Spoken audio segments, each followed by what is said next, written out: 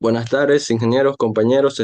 Somos el grupo número 3 y estamos conformados por mi compañera Pacheco Jimena, mi compañera Zambrano Ana y mi persona Vera Plaza Luis.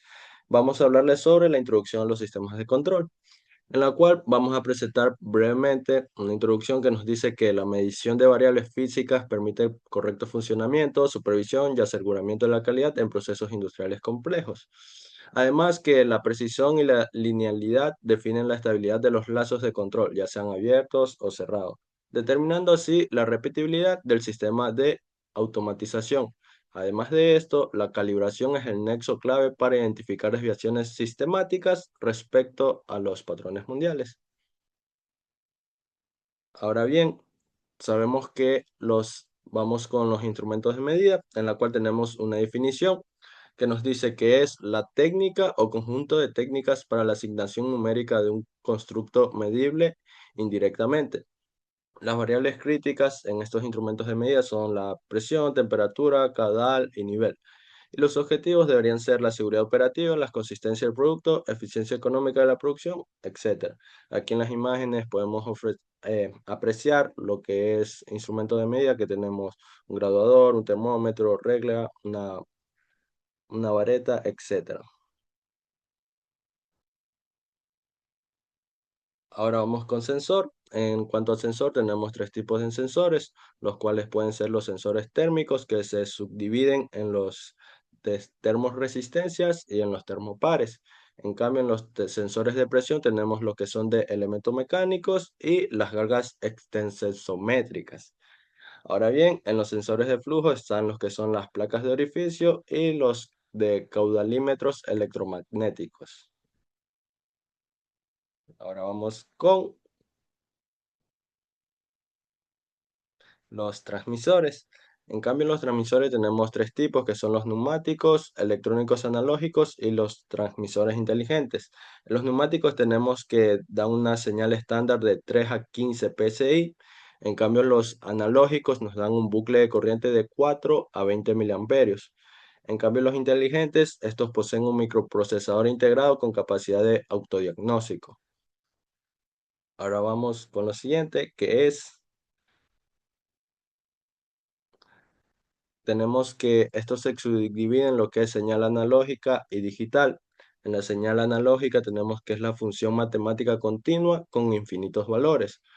Un ejemplo de rango continuo sería un transmisor de temperatura calibrado de 0 a 150 grados Celsius, transmitiendo 12 miliamperios para indicar exactamente lo que son 75 grados Celsius. En cambio, en señal digital tenemos que es la representación discreta y discontinua codificada en bits de 0 a 1. Estos poseen inmunidad al ruido, multiplexación y procesamiento con integración directa con PLCs y HMIs.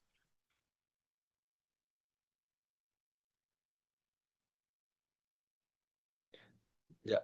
Y ahora vamos con los que son los controladores. Los controladores se evalúan continuamente la diferencia entre un punto de consigna deseado y la variable de proceso. Ya. Tenemos lo que es el algoritmo PID estándar, en lo que tienen lo que es la acción proporcional, como la corrección instantánea basada en el error actual, que produce un offset estático. También están lo que es de acción integral, que este integra el error histórico para forzar la desviación residual a cero absoluto. Y también tenemos lo que es de acción derivativa, que analiza la tasa de cambio para predecir y amortiguar oscilaciones dinámicas. Entonces ahora actuador. En actuador tenemos que es conversión de señal en fuerza. Este traduce comandos de control de 4 a 20 miliamperios o digitales en perturbación física deliberada para alterar el proceso de planta. Tenemos tres tipos de actuadores, que son los neumáticos, los eléctricos y los hidráulicos. En los neumáticos tenemos diafragmas o pistones de aire comprimidos. En los eléctricos son servomotores y motores paso a paso. En cambio, los hidráulicos son para fluidos incomprensibles y desarrollan fuerzas masivas en compuertas y prensas. Ahora sí, sigue mi compañera con el siguiente tema. Bueno, el siguiente tema es la exactitud. La exactitud es el grado de conformidad entre el valor medido y el valor verdadero de una variable, es decir, indica qué tan cerca está una medición de la realidad. Mientras menor sea el error, mayor será la exactitud del instrumento. Como pueden observar, aquí está la fórmula de la exactitud, que es exactitud igual al valor verdadero menos error. Por ejemplo, si un manómetro mide 149 psi, cuando la precisión real es de 150 psi, el error es solamente de 1 psi, por lo que el instrumento posee una alta exactitud. Ahora, entre los factores e importancia, tenemos que entre los errores que afectan a la exactitud está la mala calibración, el desgaste mecánico, las vibraciones y las variaciones de temperatura. Y la exactitud es fundamental porque permite garantizar la seguridad de los procesos industriales y la calidad de los productos. Como se puede observar en la imagen, el punto rojo de cada imagen es el valor real y los puntos azules son las mediciones. Se ve que únicamente en la cuarta imagen hay exactitud y precisión. Las mediciones que se encuentran muy cerca del valor rojo, que sería el valor real, tienen un error pequeño y por lo tanto presentan una alta exactitud. La precisión es la capacidad de un instrumento para producir resultados similares cuando se realizan varias mediciones bajo las mismas condiciones. La precisión evalúa la consistencia de las mediciones y no necesariamente su cercanía al valor real, como el tema anterior, la exactitud. Por ejemplo, si un sensor siempre registra 95 grados Celsius cuando la temperatura real es de 100 grados, existe una alta precisión porque todas las mediciones son iguales, pero existe una baja exactitud porque están alejadas del valor verdadero. Tenemos aquí su fórmula estadística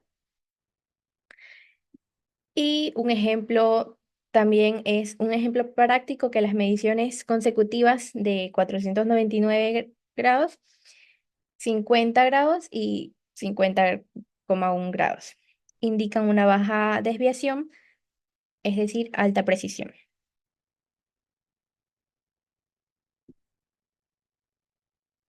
El siguiente tema es la incertidumbre. La incertidumbre es el grado, es el rango dentro del cual probablemente se encuentra el valor verdadero de una medición. Ninguna medición es completamente exacta, por lo que siempre existe un margen de duda asociado al resultado obtenido.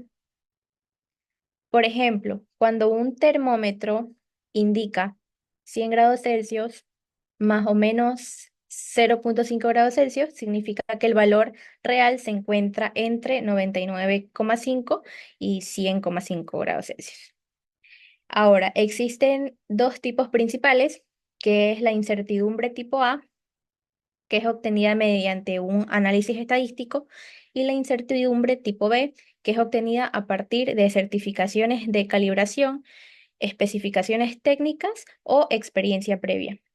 La incertidumbre es indispensable en laboratorios acreditados y sistemas de calidad ISO.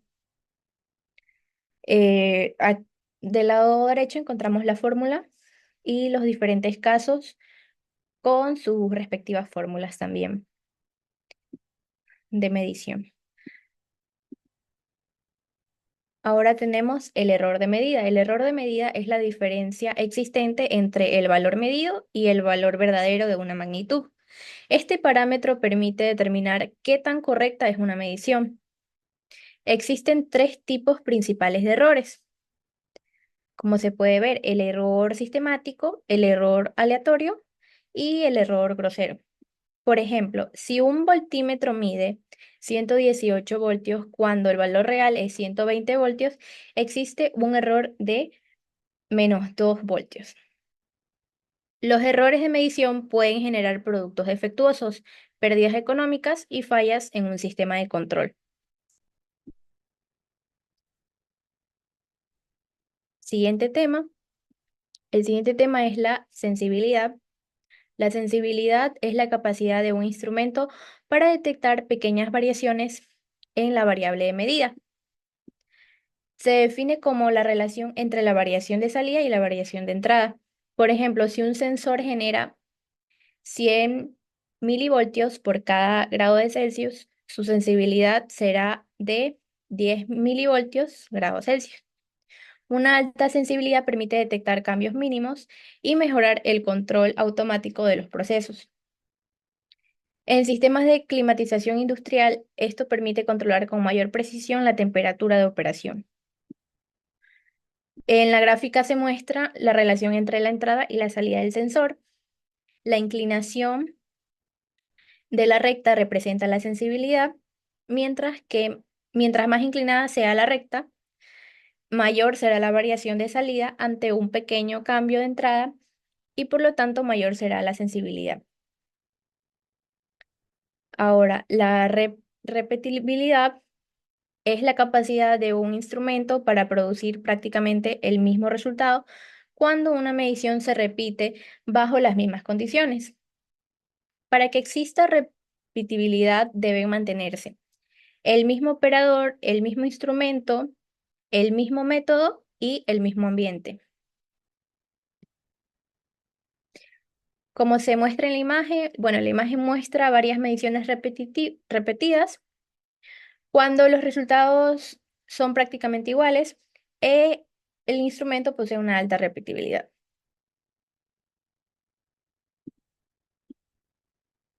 Ahora tenemos la histeresis, que es la diferencia que presenta un instrumento cuando la variable medida aumenta y luego disminuye.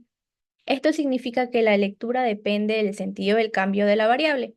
Por ejemplo, durante el aumento de precisión, el sensor registra 100 psi, durante la disminución registra 98 psi, aunque la presión sea la misma, las lecturas son distintas.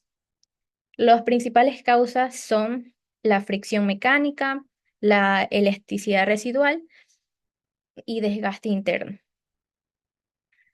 Como se puede observar, la gráfica nos muestra dos curvas. Una curva es de subida y una curva es de bajada. La separación entre ambas curvas representa la histeresis. Ahora tenemos del lado derecho la fórmula de la histeresis también, como se puede observar.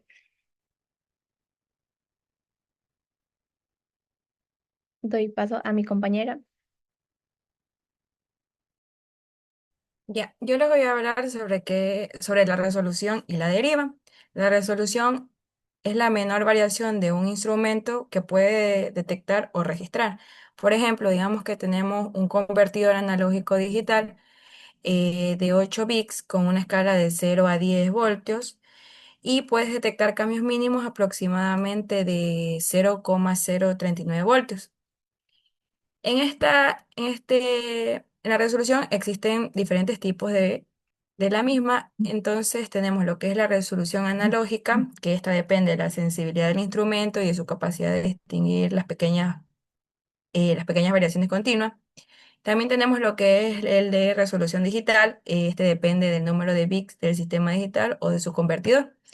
También tenemos lo que es la resolución temporal relacionada con la rapidez con la que el sistema detecta cambios en el tiempo. Y al final tenemos lo que es la resolución espacial, que es la capacidad de distinguir cambios según su posición o el espacio físico. También tenemos la deriva, que esta es la variación lenta y progresiva de la medición, aunque la variable real no cambie. La deriva puede producirse por diferentes razones, tales como los cambios de temperatura, el envejecimiento del sensor o variaciones eléctricas. De esto se derivan los tipos, que son la deriva térmica por los cambios de temperatura, la deriva temporal por el envejecimiento, y también tenemos lo que es la deriva cero, que es el desplazamiento del punto inicial de medición. Y por último, tenemos lo que es la deriva de sensibilidad, que esta es la alteración en la pendiente de respuesta del sensor. Tenemos lo que es también la trazabilidad, que esta se relaciona con la continua comparación metrológicas, que conecta un instrumento con estándares internacionales. Esta cadena que se traza inicia desde patrones internacionales, como pueden ser los patrones internacionales, los institutos nacionales de metrología, los laboratorios acreditados como la ISO y el IEC, también por los patrones de trabajo del sector industrial y por último los instrumentos de proceso. También tenemos lo que es la linealidad, que la linealidad es la capacidad de un sensor para responder proporcionalmente ante variaciones de entrada. Es decir, que si la entrada aumenta, la salida también debería aumentar proporcionalmente. Tenemos tres tipos de linealidad, que es la linealidad ideal. La salida aumenta perfectamente de forma proporcional a la entrada. La no linealidad positiva, que es la salida cuando ésta aumenta más rápido que la entrada. Y la no linealidad negativa, que es la salida que aumenta más lento que la entrada. En este caso, una buena linealidad mejora el funcionamiento de los sistemas y también facilita el control automático. Como podemos ver, tiene una ecuación lineal base y que mientras exista una mala linealidad puede provocar dificultades en la calibración, una inestabilidad en el controlador PID y errores en las mediciones. Tenemos lo que es también la calibración, que la calibración tiene como objetivo identificar y corregir errores de sesgo sistemático para reducir la incertidumbre. La secuencia principal de la calibración consiste primero en la inspección física del equipo, una comparación con un patrón, luego se calculan las desviaciones y se ajusta al final el equipo. También tenemos lo que es una clasificación. Entre la calibración existen tres tipos, que es la interna, que se realiza dentro de la empresa, la externa, que esta es realizada por laboratorios acreditados, y la automática, que es ejecutada mediante software o firmware del equipo. Este es fundamental para asegurar que las mediciones sean confiables y cumplir con las normas de calidad. También tenemos lo que es el sistema de control. Un sistema de control está compuesto por lo que son sensores, el cual es el proceso físico, controladores que compara y decide, el actuador que ejerce una fuerza bruta en ella, la planta que es el medio físico del proceso y una retroalimentación que es el vínculo del retorno. Los sistemas pueden clasificarse en análogos o digitales, lineales o no lineales y de lazo abierto o cerrado. Además, se utiliza la función de transferencia como modelo matemático, como se puede ver en el lado derecho, para analizar lo que es el comportamiento del sistema. Entre las clasificaciones que habíamos hablado del sistema de control, tenemos lo que es el lazo cerrado. El lazo cerrado utiliza la retroalimentación para corregir automáticamente los errores. El funcionamiento de esta sigue la secuencia como se ve en la imagen. Primero el sensor mide la variable, luego el comparador calcula el error y el controlador toma una decisión y en cambio el actuador modifica el proceso y la planta converge el valor deseado. Algún ejemplo de este sistema es el control crucero, el sistema de climatización y reactores industriales. La principal ventaja del lazo cerrado es la alta estabilidad frente a las perturbaciones externas, aunque requiere una mayor complejidad y costo. Tenemos también lo que es el lazo abierto. A diferencia del lazo cerrado, en el lazo abierto no existe una retroalimentación y el sistema simplemente ejecuta una acción programada sin verificar el resultado final. Tiene como ventaja su simplicidad, su bajo costo y requiere poco mantenimiento, pero también tiene desventajas importantes como es que no puede corregir errores y es vulnerable a perturbaciones externas. Ejemplos comunes tenemos lo que son las tostadoras, semáforos programados y lavadoras automáticas. Como conclusión, tenemos que los sistemas de control son fundamentales en la automatización industrial moderna. La integración entre sensores, transmisores, controladores y actuadores permite mantener procesos seguros y eficientes, además de estables. Y parámetros como la exactitud, la incertidumbre, la linealidad, entre otros, garantizan mediciones consistentes y confiables. Finalmente, en temas como la trazabilidad y la calibración periódica son esenciales para asegurar el correcto funcionamiento de estos procesos industriales. Muchas gracias.